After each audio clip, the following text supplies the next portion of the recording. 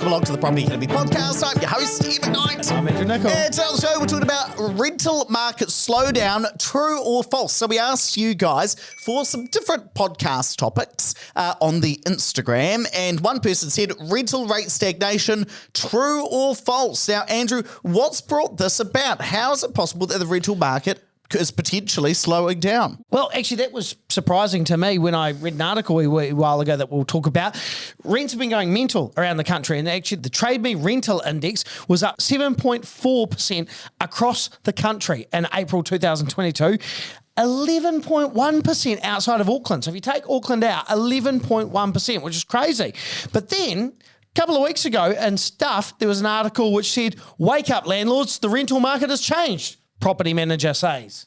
And so the big question is this true? Because we've had quite a number of people get in contact with us and ask about this. Question number one is it true? And what does the data actually say? And if it is true, is this here to stay? Are we going to see the rental market slow down for a long time? Or is this just a blip? Let's dig into the data. So I've been looking at three different data sources in order to try and ascertain whether this is true. The first is the Trade Me Rental Price Index, because there are a lot of scary anecdotes in the Stuff article. And for you guys listening to this, we'll link that article in the show notes. For you guys watching on YouTube, it'll be down in the description. But what's interesting is that while we have the latest April data being released from Trade Me, which suggests that there has been a significant increase in rents year on year, according to the May data, there has been a small decrease in rents. The May rental price index just hasn't been released yet.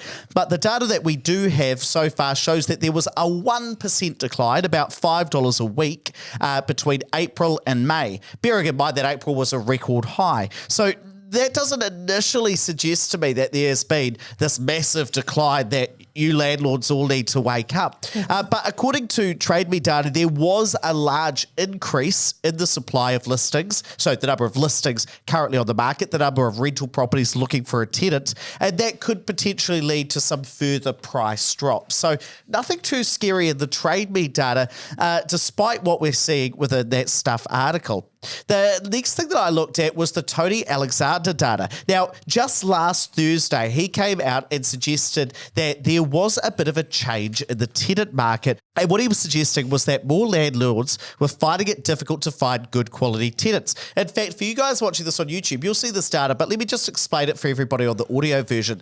When we look at the net percentage of investors who are finding it easy to find good tenants, well, ever since June 2021, it's been really easy. We've had more investors saying it's easy to find good tenants as opposed to investors saying it's really hard. But look at this, Andrew. In July this year, July 2022, we've seen quite the change. In fact, now about -14%, -13%. 13% more landlords say it's hard to find a good tenant rather than landlords saying it's really easy to find a good tenant. Now, of all the data we're going to talk about today, this I would say is the most damning. This is the one that is most interesting for me. The question is whether it's going to be a blip or whether something has really changed.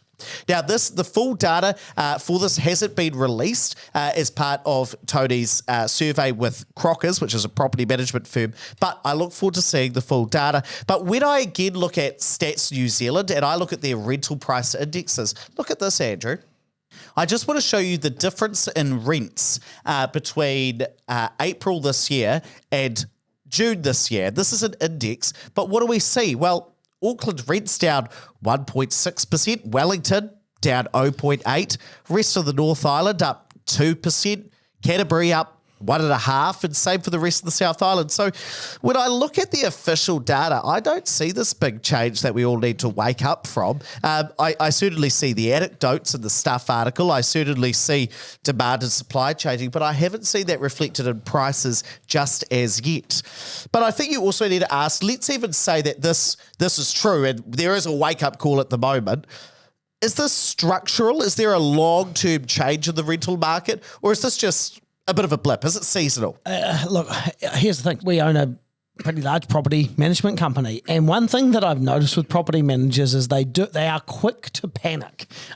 Certainly December every year, there's panic. January every year, there's panic. And around winter, right now, there's a bit of panic because people don't want to be shifting at those times a lot of the time. It's bad enough to go from your house to your car, let alone actually move house in that time. So you need to ask yourself, well, is this a small decline in the rents? Is it going to be a long-term permanent problem? Which is it? Or is this just going to be a here today and gone tomorrow issue? And personally, I think probably it's just a case of a cold winter. And if you look at the last 2 years of rental prices in Auckland, this is the 6th time that there's been a decline in rent. So 6 times, 6 of the months in the last 24 months, there's been a decline. But rents are still up 4.6% over that entire time, according to Stats NZ. And I think this is true of a lot of things, right? Prices move up and prices move down. And you can see from this graph up here, Andrew, if I remember, we'll link it into the show notes as well. But prices move up sometimes and they move down. Now, the trend is up, but certainly we've seen a small decline in rents in Auckland, about 2% over the last couple of months. That's not unusual. We saw the same last year from November through into January. We saw a decline back in about July 2021 to August, then it went up again. We've seen a decline when we were moving from July 2020 into August. So it's not surprising that we see a decline kind of from this July to August period. We've seen that over the last 2 years within Auckland. I'm sure if I looked at more data, we'd see this monthly decline. And what you do just need to remember is that the news are reporting on what's going on right now. Yeah, this month. What's happening today, because that's newsworthy. That's not necessarily going to inform a long-term property investment strategy. And I know that when you're reading stuff or the Herald, it can be quite scary when you read these things. Oh my gosh, rents are down. Maybe I shouldn't buy that property. Well, in my view, this is probably something a little bit more here today, gone tomorrow. So let's say that rents are going to slow down, and it'll be interesting once we get the full data from the Crockers survey. What might we put some of that slowdown to, if that was actually the case? Well, maybe it's people moving overseas because we've got negative net migration right now. More people leaving New Zealand permanently than people arriving. Small numbers, but they start to add up. The second thing is more supply coming on board, perhaps. We've got more new builds being built. And so if I was to point a finger and say, that's it over there, these are some of the factors I'd look at. One of the other things that I've seen suggested, though I don't believe this as much, is perhaps people or households are merging. We're seeing more people live per house. We're seeing more people live at each house in order to be able to cope with the higher cost of living. So cost of people's bills are going up. Perhaps their incomes haven't caught up. They were living in a really straitened circumstance anyway. So they're just going to live with more people, help bring that cost down. That could be another reason. But do you know what? I think sometimes it just comes down to random variation. Yeah. I mean, the actual, what we call spot price, the spot price or today's rent is based on the number of people who are out there looking to rent a property and the number of landlords who are currently looking for a tenant. And that changes all of the time based on how many people happen to be looking and how many people happen to be in the market to find a tenant for their property. And because of that, we do see variation from month to month. And I think that's a very normal part of property investment in general and markets. And I think that although it's not very sexy, economists probably do need to come out sometimes and say, sometimes a movement in rent is just down to random variation. Now, bearing in mind, of course, some of the things I talked about before, perhaps there has been a change. We'll need to get some more data. We'll have to analyse it a bit more. The initial look in terms of rents, we are not necessarily seeing a massive slowdown that would worry me.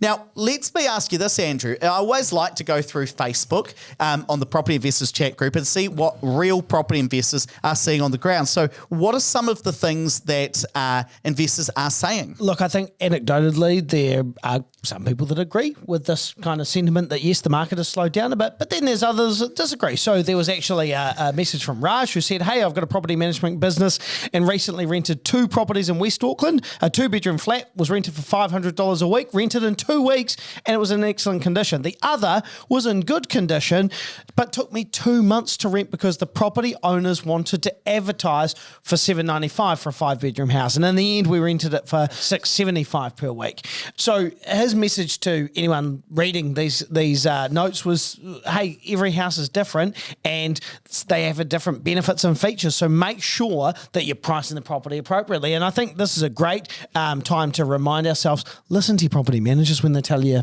that either you're overpriced or underpriced. In the given market that you happen to be working Correct. in. And that's the other thing. Like, just last week, I know that someone took $10 less for a house in Rolleston than what I'd accepted a few months ago. And that wasn't necessarily the market's gone down. Again, I think a big part of this is it's winter. People aren't necessarily wanting to move in winter. Whereas Lance had put huge shortage in North Canterbury, 11 applications in 24 hours, not an oversupply at all. Sorry, stuff. And then Colin had replied, I totally agree. Seem to forget what's happening in the South Island. So again, not everywhere is the same at any one time. And one of my favourite comments was from one of the admins of the group who said, remember, folks, the entire rental market is central Auckland and parts of Wellington. And I do think that this was a lot of the comments coming from people outside of those two main cities, Wellington and Auckland, were saying that's not what we're seeing in the regions. It's not what we're seeing in Canterbury or the South Island or parts of the mid-North Island. This might have been the case in Auckland, it might have been the case in Wellington, but it's not necessarily going to be representative of the whole country. And I think that's really important. I mean, it wasn't that long ago we ran our data on where prices increasing or decreasing in New Zealand. And while as a whole the country is declining, there are still parts of the New Zealand that are experiencing house price rises even since the country as a whole peaked in November 2021. But if you have to sell a newspaper, you just grab the areas that are most scary and you make a headline about that. Oh, mate, they don't even sell newspapers these days. Nobody's buying it apart from a local cafe. And I do think that it's important to ask the question, well, let's say it did become a tougher market. Well, who would be more affected? And I do think the people who are going to be most affected by a declining market, if that's what we end up seeing as we get some more data and we analyse this, it's going to be people with a substandard product. If you've got something that's a bit dirty, a bit mouldy, that's a bit drafty, dirty, dingy or cold, you're going to find it much more difficult to find a tenant as opposed to if you have a more premium product, maybe something that's recently been renovated, maybe something that's recently been built, something that's going to appeal to tenants' taste today. And I realise that a lot of people listening to this show, you guys really care about your tenants. You're really proud to provide rental accommodation for the people who aren't in the position or don't want to go and purchase a home right now. And I think it's really important that because you guys tend to take care of these houses and look after them, provide a good product for your tenants, you're probably more likely to be protected relative to some landlords out there who perhaps don't take as much care of those properties, perhaps don't have as much invested in them. So I think that's really important. The people who are going to struggle are those people who are going to have the substandard product that tenants don't necessarily want. But I do think it's a wee bit early to say that the whole country is going to go through a rental market slowdown. I do think it's a bit early to say that all you landlords need to wake up. It's not the same market as it was a wee while ago. Well, maybe it isn't today, but we'll see what happens next month. We'll analyse a little bit more about how tough it gets. And I think that'll be interesting to see. Right, let's wrap it up there, but please don't forget to rate, review and subscribe to the Property Academy podcast. Really does help us get the message out to more people. And hey, if you want to grow your portfolio in 2022, you need to come to our webinar, which is happening tomorrow. It's on Tuesday, the 2nd of August at 7 p.m. Really easy way to sign up for this. Link down in the show notes or in the description for you guys on YouTube, or just go to opuspartners.co.nz/webinar. You'll be able to sign up for free.